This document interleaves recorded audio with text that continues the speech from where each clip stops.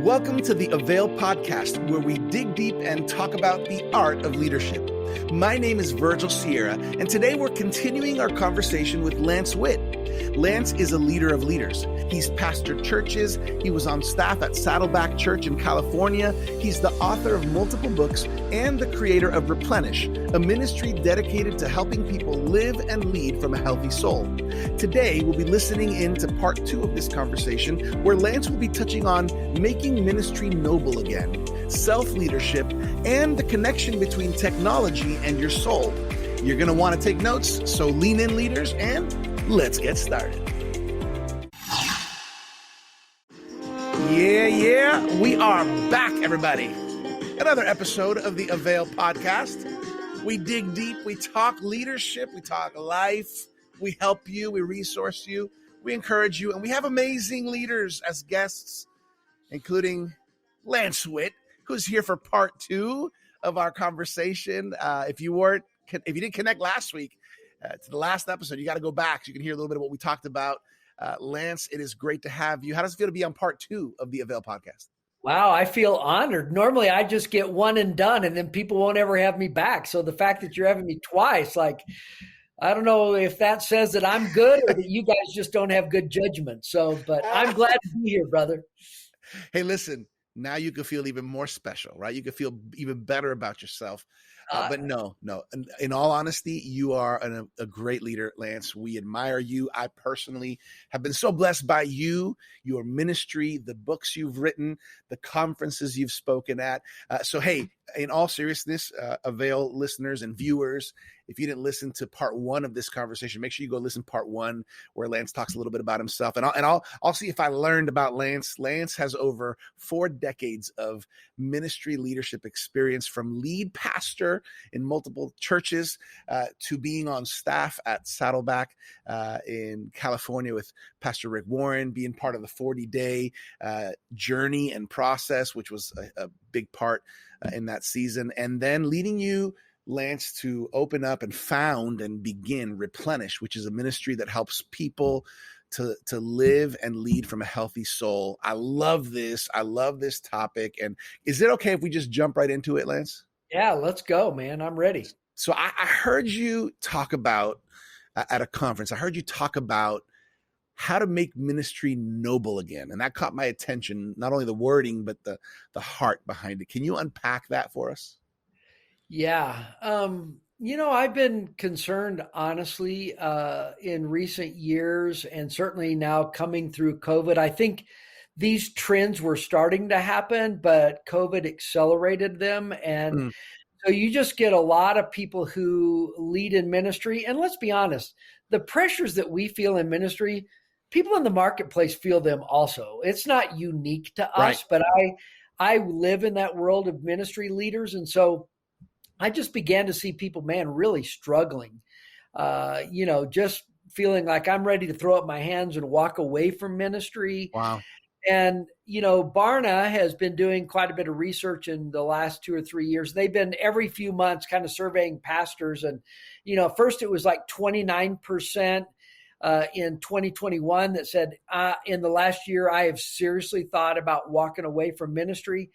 Then it went up to like 32%. And the most recent study I saw in late 2022 was that 41% of people in ministry have seriously thought about walking away over this last year. And for those under the age of 45, that percentage goes up to 46%. Wow. And so it's like, yeah, we're in a bit of a crisis. And here's the other truth. I think there's a ton of people who lead in the church. They would walk away tomorrow if they had a good financial option for how to make a living. Wow. I think there's lots of people who do ministry and they're just stuck. And so it's caused me to go back and think, Verge. And so I went back to 1 Timothy 3, where Paul says, if anybody desires to be an overseer, a ministry leader, they desire a noble thing. And the word there, it's the word kalu. It means attractively good. Wow. And I just started thinking about what would it look like where we made being in ministry attractively good? It was when some people go, man, I love the way that guy lives, and I would love to do life in ministry like him. And, the respect for people in the clergy has been in a free fall in our Huh. culture, right? Yep. There's a lot of reasons for that. And I can't solve the national narrative, but what I can do is I can sort of own how I live and whether or not I do ministry in a way that makes it noble. And so when I was thinking about this, I just thought, like, okay, we have two options. Huh. We can either sort of rewrite the text of 1 Timothy 3 and sort of just lower the bar and go, hey, it's not realistic for people in ministry to live according to the qualities listed in 1 Timothy 3, where Paul talks about it being a noble profession. Or we can kind of up our game and level up our own leadership and go, you know what, we've kind of lost our way in some areas. And so we need to, like, no, it's still like those qualifications in 1 Timothy 3, those are permission to play. That's what gets you on the field. Now, none of us do them perfectly. But if these things are not true in your life, Paul would say, you don't really qualify to be a leader in ministry. And in ministry, ours is a character profession. Like, what gives credibility to the message is the life of the messenger. And we can't separate those two out.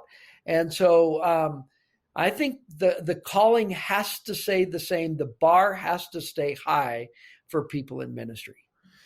Yeah, as you're saying that, I think every single one of us can think immediately of unfortunate circumstances where a pastor in their city, in their state, in the region, even on a national, global level, has really had a big fall, whether it's a moral failure or things coming to light that are just not of good repute. I would imagine, Lance, for you, I mean, it breaks your heart. I mean, it breaks our hearts when we see those things. And why are we seeing that? And why does it have such an impact on us? Yeah, I think it is heartbreaking. And I think it's really important, Verge, for us to examine our own hearts. Yeah. And to make sure that it actually is heartbreaking and we don't stand and throw rocks or look condescendingly or condemningly, because here's the truth. I know my own heart and I'm susceptible. I am vulnerable to attack and temptation. And dude, I mean, I've been walking with Jesus 50 years, but some days, if you knew what was actually in my heart and how judgmental and how much prejudice there can be, or how insecure, or how much I can there's some ugly stuff still inside of me. So I don't want to stand on the sidelines and throw rocks. I do want to see those people as man who started off in ministry with the best of noble intentions, just like me, but they lost their way. And so I think a couple of things that, we can point to. One, we've just developed in ministry, unfortunately, what I would call a celebrity culture. And so we, put these people in the spotlight, and oftentimes, people whose gifting has exceeded their character, whose platform has outpaced their inner life. And that's a dangerous place to be. And I always worry, honestly, I get concerned with young leaders who experience such success at an early age, and they're just not in a place yet with the depth of their soul to be able to manage and navigate all of that. And so, but I if I could look back, Verge, at a lot of the leaders I've dealt with who've been in this place, I would tell you the number one thing probably is they end up in relational isolation. Yep. And, the higher you go up in leadership, the more people will put you on a pedestal, and the more well-known you become, the more people will lift you up, and you're sort of this untouchable, and you're larger than life, and nobody's really asking you the hard questions in your life anymore. No, you're not accountable to anyone. And I remember, I think it was John Maxwell who years ago just made this comment. He said, every good leader knows they can't trust themselves. Yeah. And man, that ought to be true of us. I know, hey, I can't trust myself. So I would say, man, if I could you take the leaders who are listening to this podcast, I would go, listen, you don't just need a couple of people that you give them permission to hold you accountable. You need a couple of people, you grab them by the collar, you look them in the eye and go, hey, I want you to feel the responsibility Yeah. to say the hard things, to ask me the hard questions, because there's too much at stake in my life as a leader for me to blow it. And so one of the questions I find myself always asking leaders is, who in your life can rebuke you? Wow. I mean, that's really a good question to ponder. Like, who in your life isn't impressed with you, isn't intimidated by you, and they can look you in the eye and ask you the hard stuff, or say to you like, dude, I saw how you treated your wife. That's just not right. Like, who is it in your world that can say that kind of stuff to you? And you don't need a lot. And if somebody volunteers to be that person, they're probably not the right person. But you need somebody that you can grab and have that kind of relationship where your life is an open book before them. Yeah, that's huge. How I guess two questions to follow that up.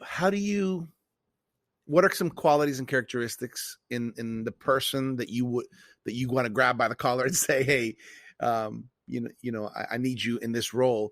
What do we want to look for in that person? One, and then two, is there a rhythm that you've noticed? Is it, hey, we meet every other month, or what are some practical handles there? Yeah. I think in terms of what I'm looking for, number one for me is like, I want there to be good chemistry. Like, I actually like this person and I want to hang out with them, and we connect, right? Because there's some people who might be great godly people, but they're just like, I don't connect with them. We Sure. don't have a kindred spirit. And so I think it's got to be number one, somebody that I'm just drawn to naturally. I have respect for them. And then I think they need to have a level of maturity. Like when I pull back the curtain on their life, like, they're the real deal. Like, they're not perfect, but man, they're working on their marriage. They're trying to stay in love with Jesus. They're trying to grow as a leader. Like, and it's helpful if they can be a step or two ahead of me, or a step or two further down the road. Yeah. Right. Now, can I have peer relationships? Yes, certainly. But I've found it like, it's just, if I have someone who's a little further down the road and will give me access to their life. Like, this is not a person like you see him once or meet with him once a year. Like, and on the frequency side of it, gosh, dude, I mean, it sort of depends on the person. Mm-hmm. But I would go like, there's got to be a touch point at least a couple of times a month, I would think. Okay. Because otherwise, how does that person really know what's going on? And the world is changing, and my world is moving so fast. If I don't have someone who's in my world a couple of times a month, it'd be really easy for them to get disconnected. And the other thing I always like to say is, I want that person to have access to anybody in my life. So I want them to feel free. Like, if they want to check up and go, hey, Connie, how's Lance doing really? Yeah. What's his pace really like? That's good. Because often, our spouses especially, they are not impressed with us. Like, and my wife especially, dude, like, we say in our family, like, Connie's never had a private thought in her life. Like, she's just out there. And if she thinks it, she says it. So it's sometimes painful, but it's good for my accountability. So. Yeah, this is good. You just gave some really good handles for some of us to say, hey, here's some things to look for in that person or in those people that we want to ask to hold us accountable. And then also, I like that you mentioned touch point, on a monthly basis, and even a couple of times, so that they're really there, and access to me and access to anybody in my life. That's huge. That's gold. That's worth this whole podcast right here. Good. Okay. So we're talking, making ministry noble again. We're talking about, man, we want to avoid those pitfalls that unfortunately some leaders fall into. Something that you teach about a lot is self-leadership, right? Yeah. And it's easy to think, okay, I'm a leader because I'm leading other people. But we got to check this. We got to check this other box first, right? We got to lead ourselves. Talk to us about self-leadership. You don't want to miss this month at AVAIL, or any month for that matter. Why? Because each month, the AVAIL Online Leadership Series happens, a live call with leaders from around the world who have a passion for God and key leadership insights to impart to you. Interact with authors, pastors, and influencers from every industry. And the best part, it's free. To get registered right now, head over to theartofleadership.com. What are you waiting for? Yeah, all good leadership starts with self-leadership. And I feel like one of the places where in seasons where I was not doing well, I tended to play the victim card. Huh. And so there's this story I tell, Verge, about my Saddleback years when things were out of control. The pace of my life was out of control. And Connie was a good sport up to a point. And then we'd have one of those come to Jesus meetings, And by the way, she was Jesus in that conversation. And we'd have the same conversation where she would say, man, you're never home. All you do is work all the time. The kids don't see you. Even when you're home, you're not really home. Yeah. And I would sort of pull out my metaphorical victim card. And I would always say this, like, babe, it's just for a season. Yeah. Or this is just how it is in ministry. And I think one of the best days where my life began to turn a corner is when I began to own that I was who I was because of decisions I was making.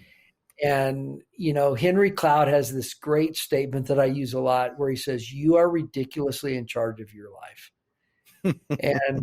And I think for leaders to just have that moment to go, hey, yeah, I may work in an environment, or maybe I'm under a leader that isn't all that healthy, and I don't control everything, but what I control, I'm responsible for the health of my own soul, even if that means I have to walk away from my current position. Wow. Like I don't have to be here. But I am responsible for the health of my own soul. I mean, I think about this, Verge. We preach this all the time, like 2 Peter 1. Everything I need for life and godliness, God has already given me. I have the resources I need, but I'm not passive. Like I have to step up and go, no, I have to lead myself. And all the listeners will get this. Remember the story of the prodigal son and how he takes his inheritance early and he goes away to a far country and he squanders everything he's gotten in wild living. The Bible says then a famine hits the land. He ends up working in the pig pen. Not only is he working there, but even what the pigs are eating starts to look pretty good. And then there's this one moment, Verge, of what I go, it's like one of the epic moments of self-leadership in the entire Bible. And here's the phrase, it's used in the King James translation. It says, he came to himself. Like he had this moment of lucid clarity to go, I don't have to be here. And my mistakes of the past don't have to define my future. But what I do have to do is I have to own leading my own life. It's my life. It's the one life God has given me. Now he's given me his spirit, his word, other believers, and other people can support me, encourage me, mentor me, bless me. I have to lead me. And so I just think for some people, really, this is all they need. If they could just put a stake in the ground right now today and go, I'm responsible to lead me. And I'm going to grow and get better. And I'm not going to do it perfect, but I got to step up and I got to stop being a victim. And man, in our culture, it is so easy for everybody to play the victim card, right? Like, Totally. I'm not to blame. It's how I was raised. It was, my boss, the church, the elders, whoever. And I go, no, none of us get a free pass. We are responsible for leading the health of our own lives and souls. And when I take responsibility for that, then I think I'm moving forward. And so this probably one of my signature life passages is in Deuteronomy 30, where the Lord says to Israel, if you'll return to me, I want to give you an amazing, rich, abundant life. He said, I'll bless you. I'll give you bumper crops. I'll give you children. I'll protect you from your enemies. And so he paints this picture of this amazing life. Then verse 11 of Deuteronomy, he says this, Now what I'm commanding you today, it's available to you. It's not beyond your reach. Like what I'm like, it's in fact, he says it's near you, it's in your mouth and your heart so that you may obey it. Like God says, I'm handing you this access to an abundant life, and it is available to you. And man, I think that to me is a good self-leadership passage. That's beautiful. You said something really caught my attention, and I think might catch some people's attention as well. Sometimes self-leadership not only means no, but means I have to let go of something sometimes. And I think there are very few who would say, "Oh, I got plenty of time, time to spare. I don't got much to do," who are in leadership roles, because the nature of pastoring, for example, the nature of, leadership, ministry, and marketplace is so demanding. How do we wrestle? Because there's always a tension between I want to get things done because there's fulfillment in getting things done, but I want to be healthy and I want to care for my loved one. How do you wrestle with that tension? Well, I think first off, just to recognize there is time for you to do all that you're called to do. And sometimes we tend to overfunction and take on things that either aren't really our responsibility or things that other people can and should do. But I want to be the guy, I want to be the go-to person. And so I overfunction and take on things that I really shouldn't. And I think that causes, all kinds of problems in our life when we do that. Sometimes it's driven by, insecurity. And so I think you've got to get really clear about obviously God's purposes, but then your unique calling and unique wiring. Like you're not called to do everything. What is it that you're uniquely called to do? And then you've got to slow down and create space so that you can say yes to the right things and no to the things that really aren't the must-dos of your life. And you need to distinguish between the can-dos and the must-dos of your life. And when you can do that, I think now you can begin to say no. And so there's this guy, Hans Hoffman, has this great quote about simplicity. And he says, simplicity is removing the unnecessary so that the necessary can speak.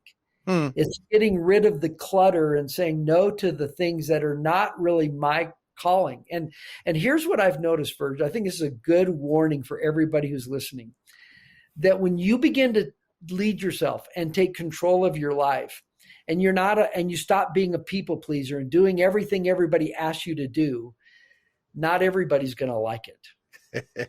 When you've been always the yes guy and he's always available, and when you start saying, you know what, I really can't do that, or that's really not what I'm called to do, or thank you, but the answer is no, not everybody's going to stand up and applaud you. Sure. Because they like the always available you.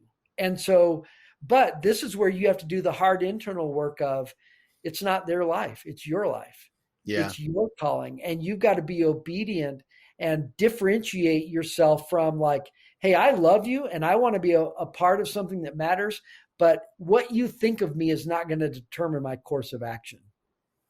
And so, gosh, there's a whole, that's a huge iceberg right there that we just talked about, right? But hopefully one that can be helpful. Yeah, that's huge. I think it has to do a lot there with confidence in who God has called us to be, and then also identity, who I truly am, and self-awareness to know I can't be everything to everyone. This is good. I wanna kind of finish off the rest of our time touching on. You mentioned to me that something that's been on your heart lately is the whole concept of technology in your soul, and that the connection there of how technology can affect us. And then I want to talk a little bit about Replenish and the life plan training and certification that's coming up later in 2023. But let's start off with the technology and your soul. This is an interesting concept. Technology can truly affect us. Oh my goodness. Yeah. And so this is an area of passion for me. And I recently read a book that I was so captivated by, Virg, that I actually went to my kids and my wife and I go, hey, if you will buy the book and read it and we can have a family discussion about it, I will pay each of you $50. Come on.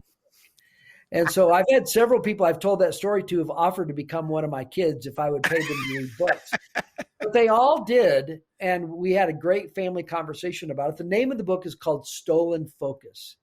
It's written by a guy by the name of Johann Hari, Hari, and it's definitely worth the read.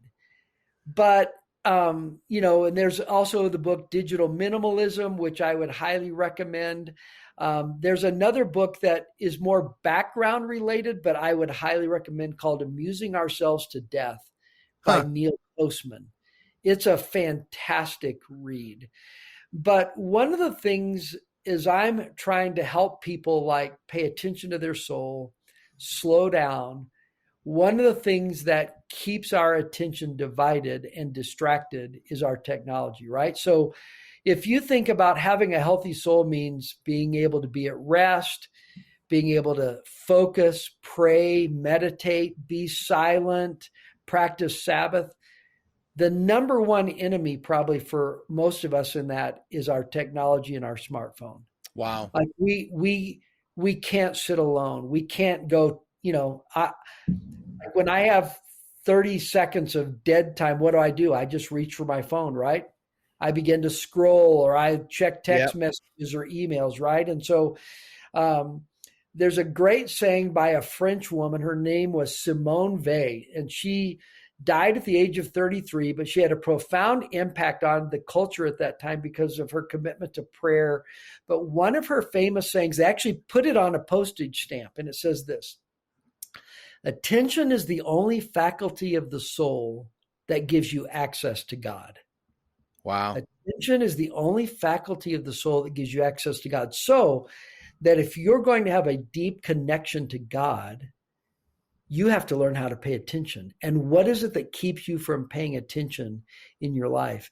It is your technology. And in fact, of course, there's this whole thing now in the world of technology that's called the attention economy, that you are not the customer of what we used to know as Facebook. You are the product.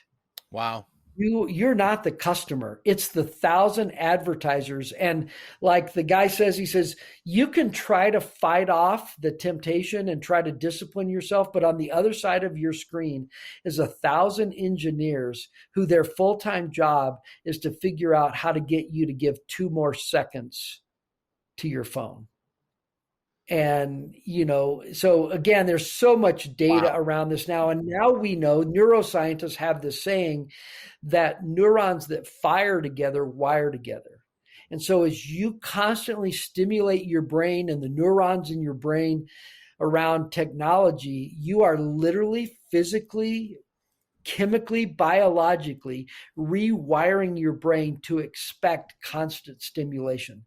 That's why the average person checks their phone like 216 times a day. Wow. So do you think that has implications for your ability to read the Bible, to actually pray undistracted for 5 minutes, to sit in silence?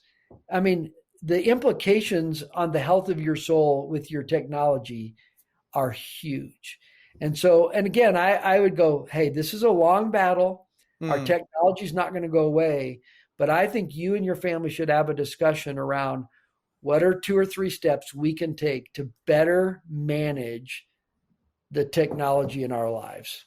So again, I have a ton more to say, but I'll have to come back for part 3 for that version. I love it. I think this is very, very relevant, though, what you're bringing to our attention, and I really appreciate that. It could at least get some conversations going, some thoughts forming, and maybe we'll have to do a part 3 in the future for real.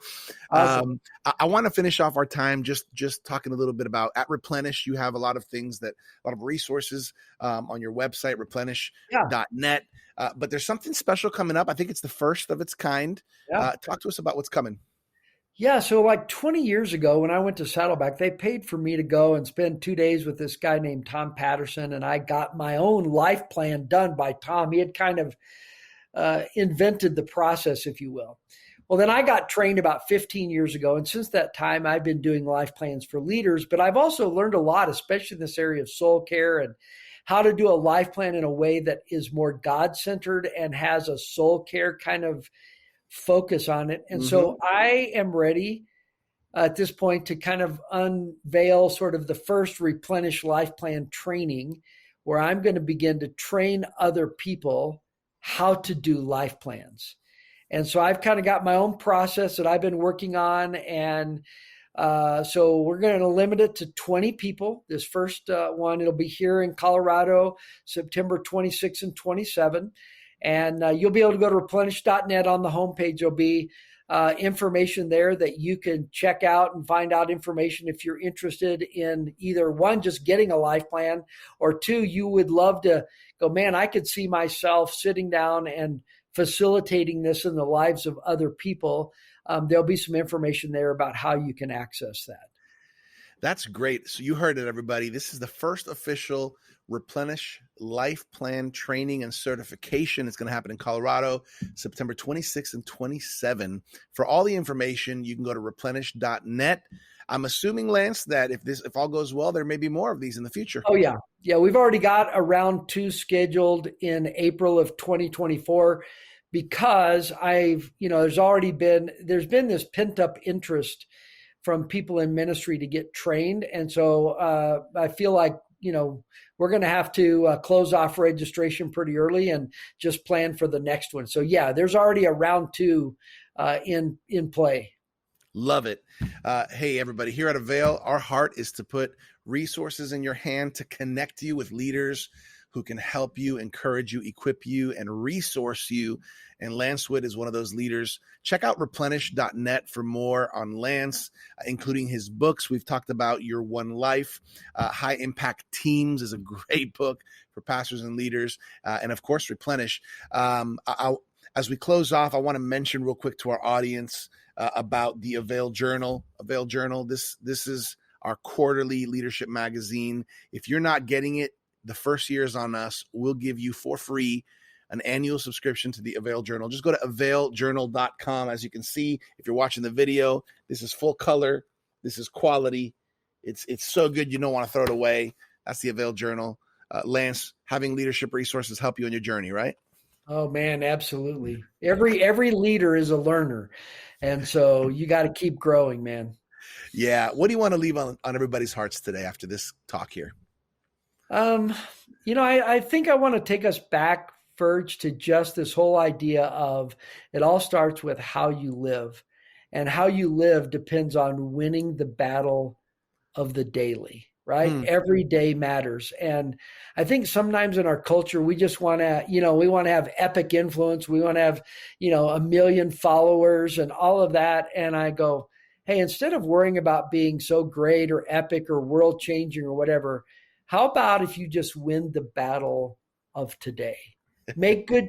I love that. I have this quote I use a lot, that always make choices that your future self will thank you for. So Make choices today that your future self will thank you for. I always think about, Paul says, make it your ambition. Listen to this, to live a quiet life, like to work with your hands to win the battle of every day. And I just think if we could just crush Tuesday.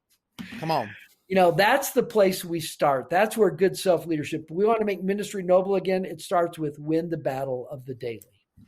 Love it.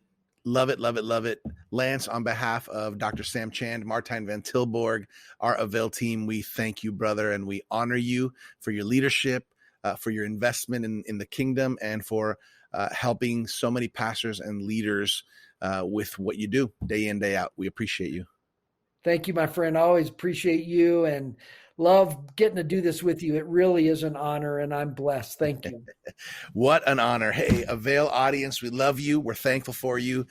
My name is Virgil Sierra, lead pastor of Vertical Church, Iglesia Vertical in South Florida.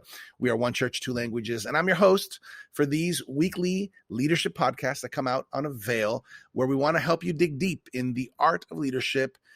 This has been a great conversation. Part 2 with Lance Witt. I hope you've leaned into all the resources. Remember, go to replenish.net. As for me, I'll see you next time, or I'll hear you next time right here on the AVAIL podcast. We'll catch you. God bless you. Thank you for joining us for this episode of the AVAIL podcast with our guest, Lance Witt. You can find out more about Lance by going to replenish.net. For more leadership resources, check us out at theartofleadership.com. And make sure to claim your free annual subscription of the AVAIL Journal at availjournal.com. As always, I'm your AVAIL podcast host, Virgil Sierra, muchas gracias. Thank you for connecting with us to learn the art of leadership here at the AVAIL podcast.